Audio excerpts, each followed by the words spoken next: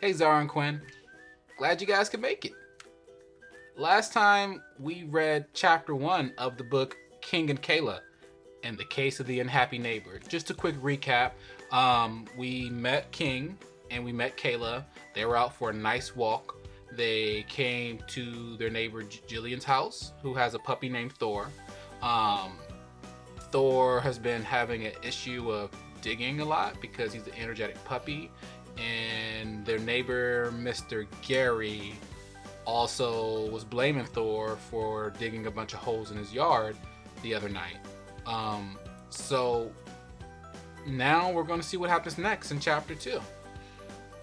So, before I begin, get the cup of coffee. Well, tea, to be more specific. And without further ado, let us begin chapter 2. King and Kayla in the Case of the Unhappy Neighbor. Chapter 2. A New Guy. On our way home, we stopped by Mr. Gary's house to check things out. There is a big mess, alright, but it doesn't look like the kind of mess Thor would make. Huh. Yeah, this is a big mess. I don't think Thor would have done that. But man, Mr. Gary looks snooty. He got strawberries. He got strawberries and he got tomatoes and stuff. So I'll be kind of mad too. Well, Mr. Gary,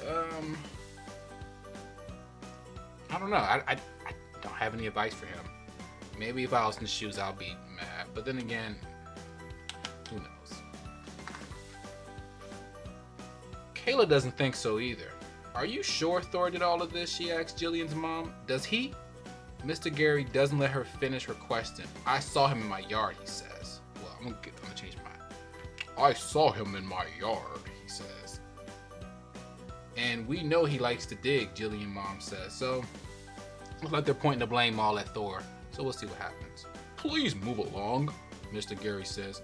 I don't want your dog to do his business on my yard. Well, fun fact, girls. Sometimes farmers use cow poop and other people's poop. Kind of funny, right? But they use it to put in the grass and mix it with other stuff to make things grow. So we can have a joke and say, hey, if King pooped in the yard, maybe he can help his strawberries grow more. But we know that's not going to happen. Anyway. Come on, King, Kayla says. Let's go back to Jillian's house. I have some questions for her. Oh, it looks like it's time for some investigation. On the way, we pass Cat with no name. Cat with no name. Huh. He doesn't have a name because he doesn't have people. Oh man, that's sad.